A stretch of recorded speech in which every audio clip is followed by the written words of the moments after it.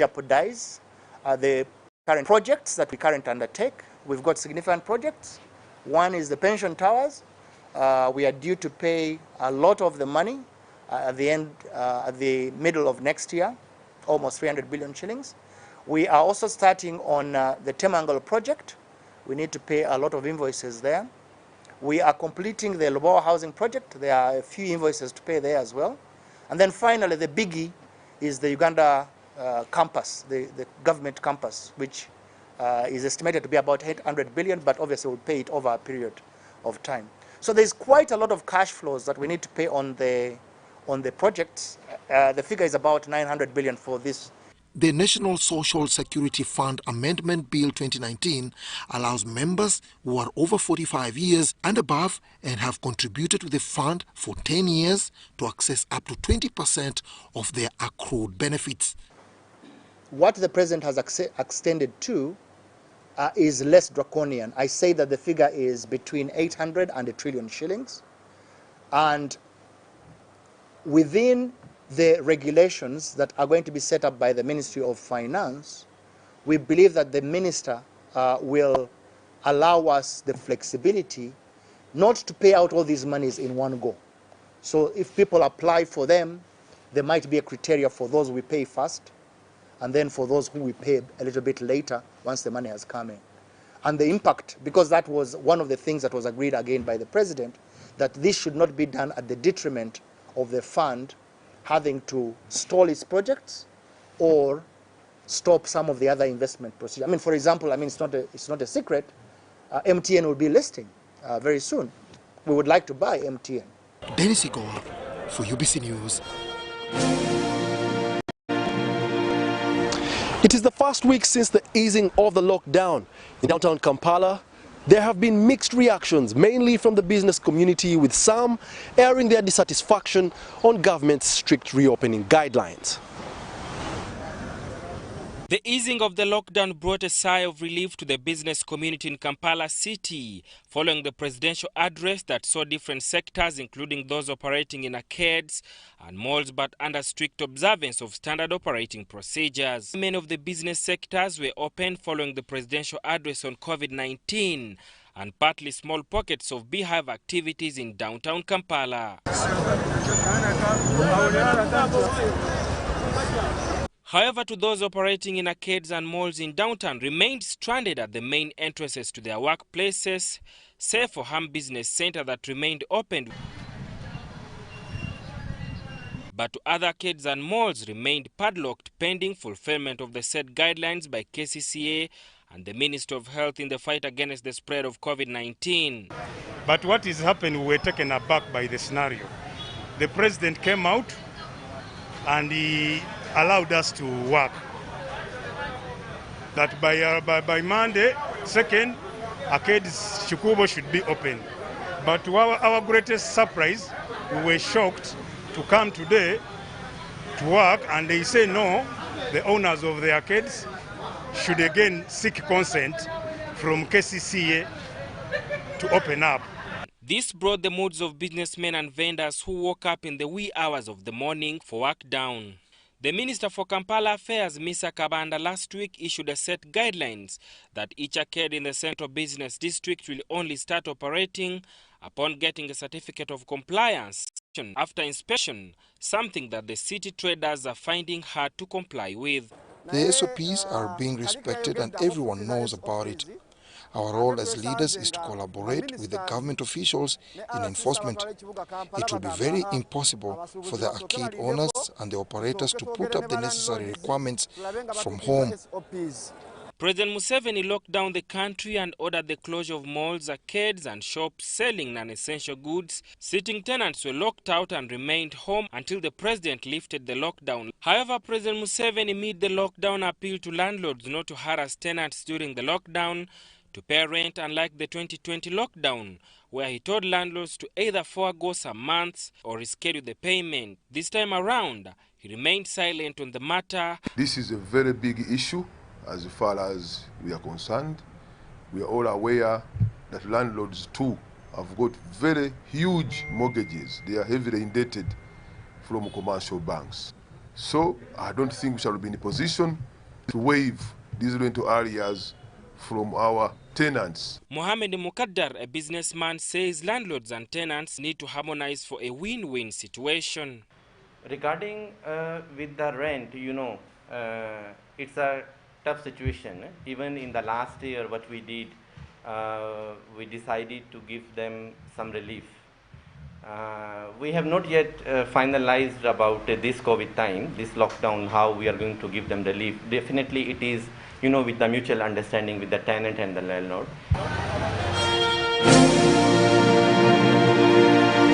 And still in the Central Business District, Kampala Capital City Authority and the Office of the RCC, Kampala, have partnered with the Uganda Police, Uganda People's Defense Forces and the building control officers to form a team mandated to inspect arcades and malls to ensure that they comply with the presidential directives for reopening.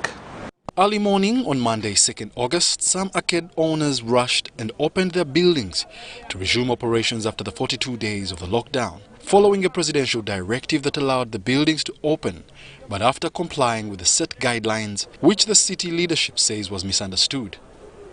A team from the Physical Planning and Public Health Department of the KCCA has partnered with building officers, UPDF, military police and Uganda Police to kickstart an exercise of inspecting the arcades to see if they comply to the set guidelines for reopening. Through this exercise, the arcade which will comply will be issued a certificate of compliance. The teams we have constituted, we want to make sure that everything is done in the right time, and we want everything to be done in as far as ensuring the elimination of COVID-19 in our people of Kampala. The multi-sectoral team is going to inspect Chikubo to ensure illegal structures are demolished and also see that malls and arcades adhere to the standard operating procedures.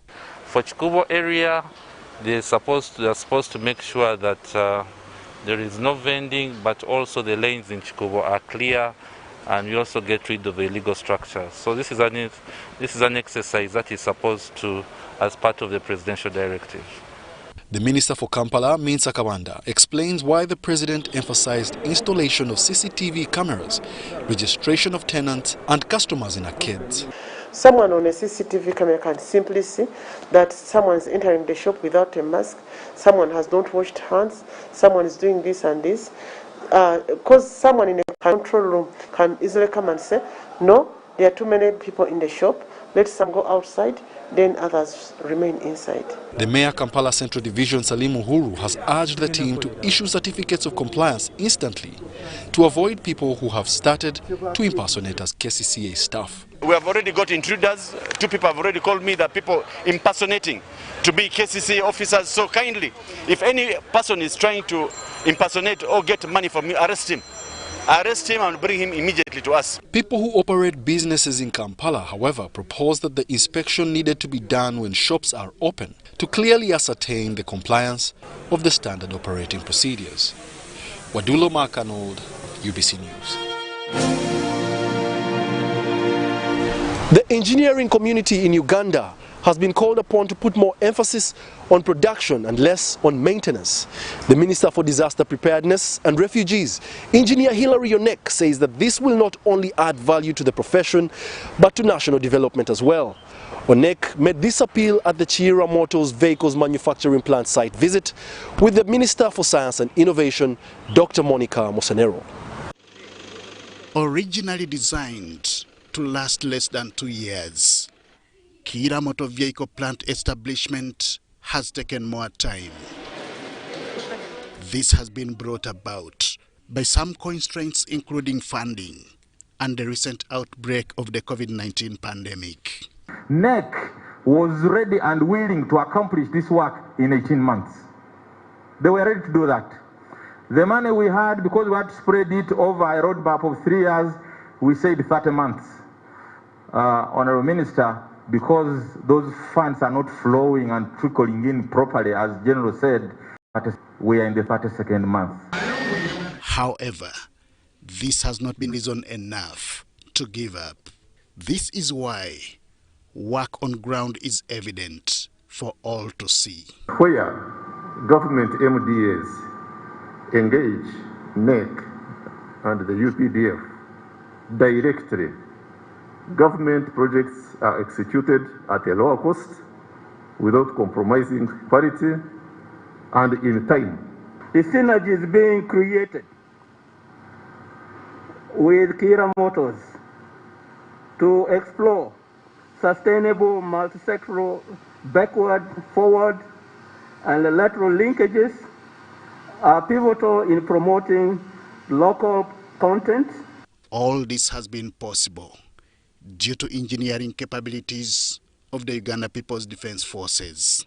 It is for this reason that engineers across the country are called upon to embrace production more than maintenance.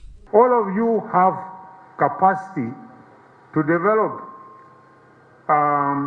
your potentials to be more productive for the country. Other than most of our engineers, like mechanical, electrical, are remaining as maintenance engineers. In agreement with him is Dr. Monica Msenero, who calls for more of such development projects. The issue about funding, I'm still understanding. By next week, I will have a good understanding of where we start, but I promise I'll do my best to take the message and lobby and negotiate with the finance.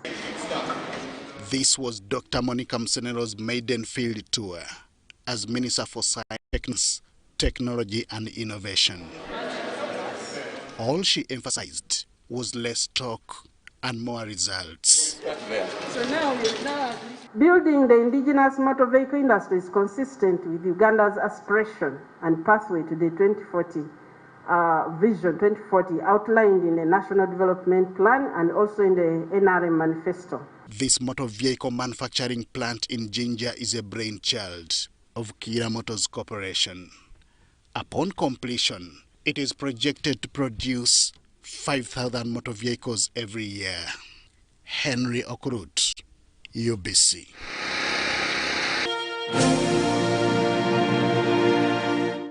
It is more than 20 years since the Lord's Resistance Army rebels attacked Nile coaches and totally destroyed 8 buses. Government had pledged to fully compensate the investor, but to date, the 1.2 billion shillings pledge is yet to be fulfilled. The proprietors of Nile coaches are appealing to government to fulfill its compensation pledge it made in 2006. This was after 8 Nile coaches were set ablaze by the Lord's Resistance Army rebels along Pakwach-Karuma Road between 1994 and 2004. Nile coach is one of the first buses, the first company which has engaged on transportation between Kampala and West Nile.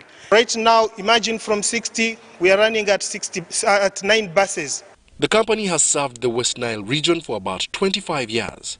Upon a successful verification exercise of the losses incurred due to the rebel attacks, the Attorney General's office in 2009 ordered the Ministry of Finance to pay the company 1.2 billion shillings. His Excellency the President had promised our company Nile Coach 1.2 billion shilling in form of compensation of the buses which have been destroyed by the rebels in Pakwach.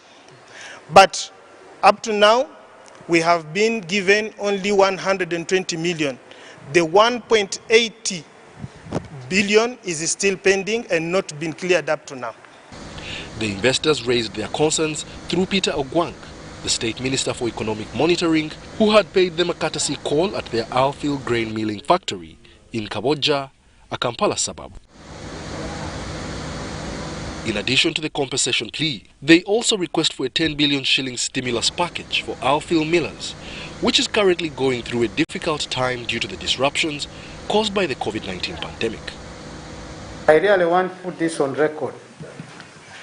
My office, as you've correctly said, is a link between the private sector and actually the President on matters of economic affairs.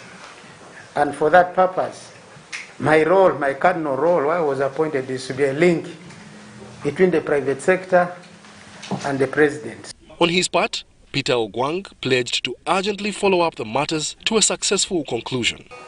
Muzei, you've been there for us at the time when we needed you most, by helping the country provide buses in the route between Kampala, Arua, and the entire West Nile region.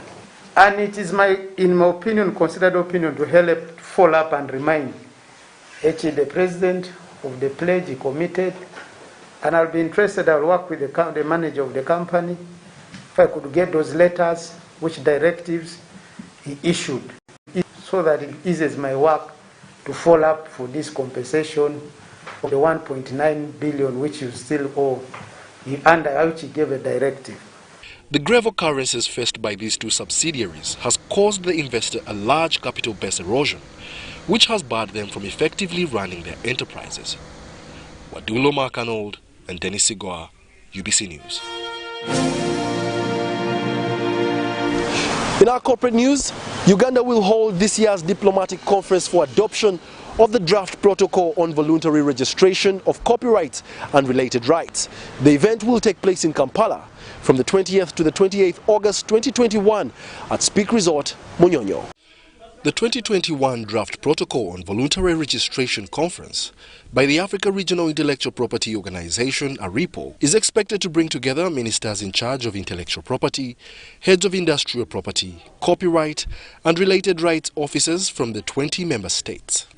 Uganda is also a signatory to the protocols that are under the African Regional Intellectual Property Organization. And these are the Banjul Protocol on marks and the Harare Protocol. And these are protocols that allow registration of your intellectual property rights beyond Uganda and within these 20 member states of the African continent. The mandated dignitaries of intellectual property and foreign affairs in Uganda highlighted some of the take-home benefits for Uganda hosting the conference.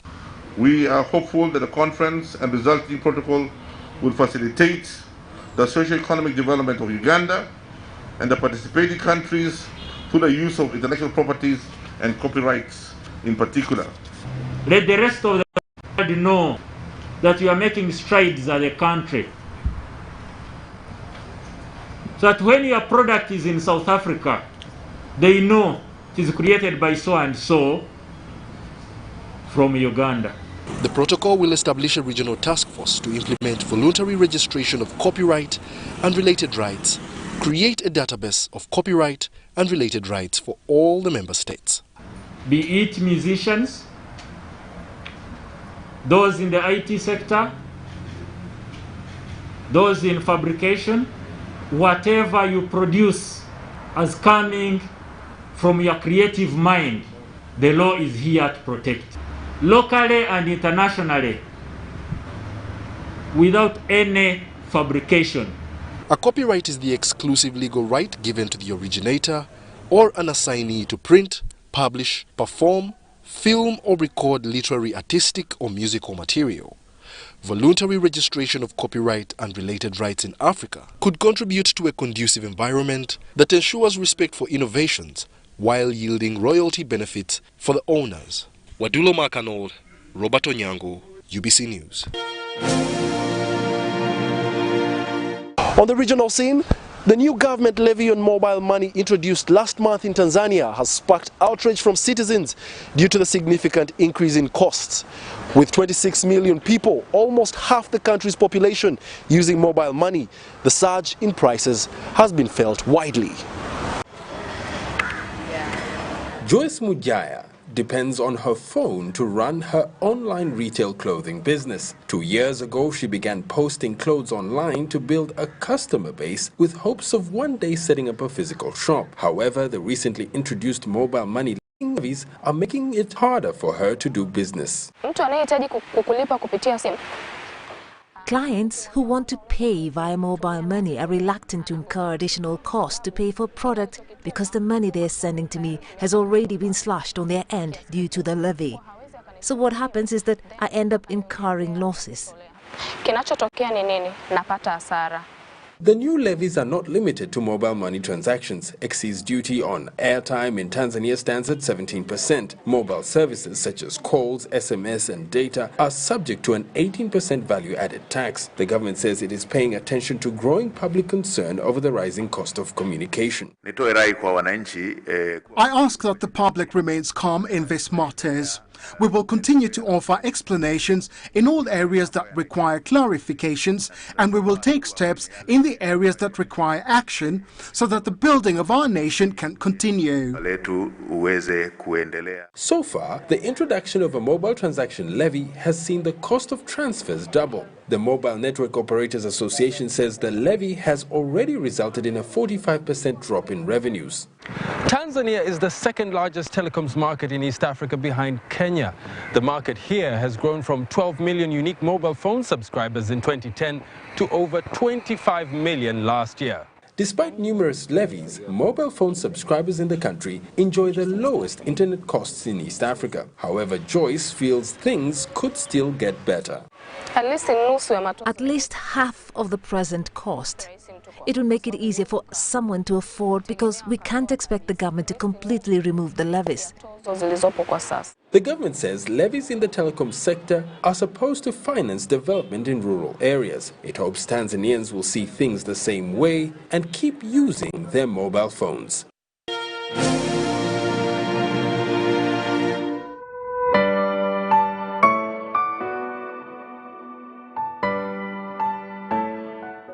And when it talks to lending, it's not enough for us to provide liquidity or lending that lubricates the economy. We are also very, very committed to reducing the cost of lending in this country.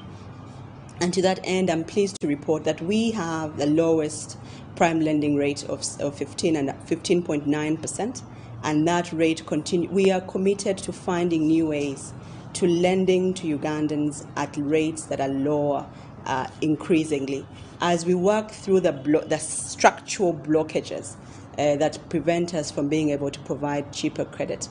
One by one they go, and as they go, the cost of credit comes down. You'll remember, friends, that a little while ago it was hard to identify ourselves. We didn't have a national ID. We now have a national ID. We didn't have a credit reference bureau. We now have a credit reference bureau with credit history. So our ability to reduce the cost of lending is growing every day. And as we apply technology and new ways of work, we will see this coming through. And that benefit we give back to our customers.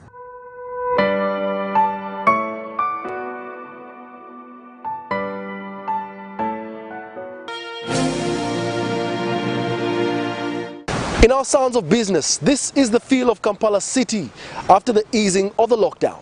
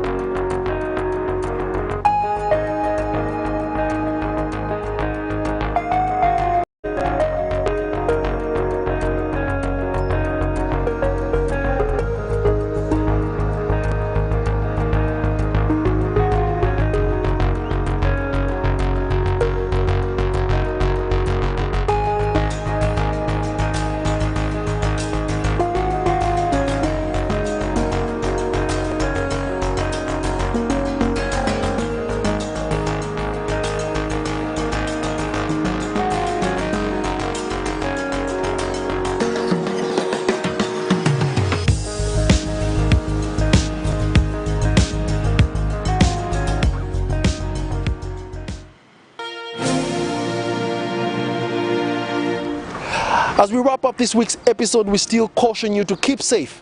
As Richard Kabanda, the Acting Commissioner Health Services, said in a tweet, places are reopening because of the economy, not because it is safe.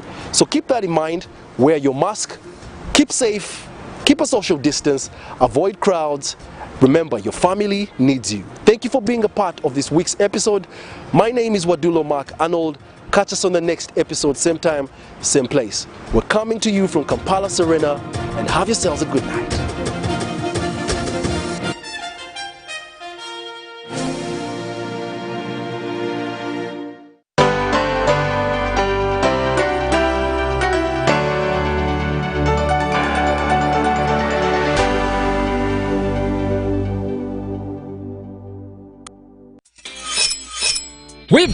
reduced our MTN Momo withdrawal rates. Now you can withdraw mobile money at the lowest rates. You also get MTN Century Points when you deposit, send and withdraw MTN mobile money. Visit our Momo agents countrywide and withdraw mobile money at our reduced rate from 1st May 2021.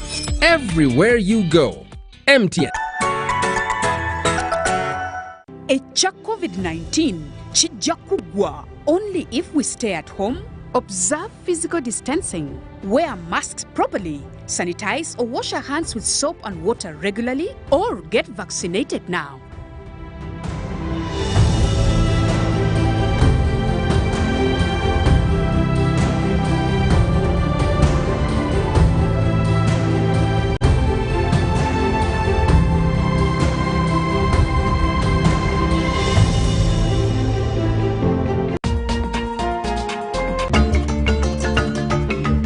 Nature that nurtures our life on Earth determines the geographical surrounding that should be protected and preserved by the community.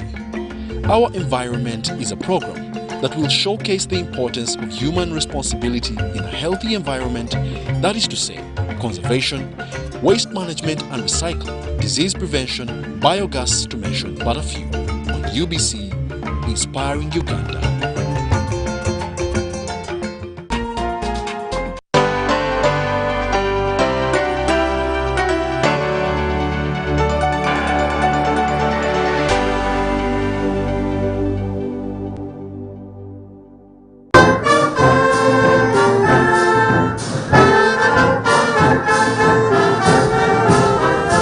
Ladies and gentlemen, good afternoon.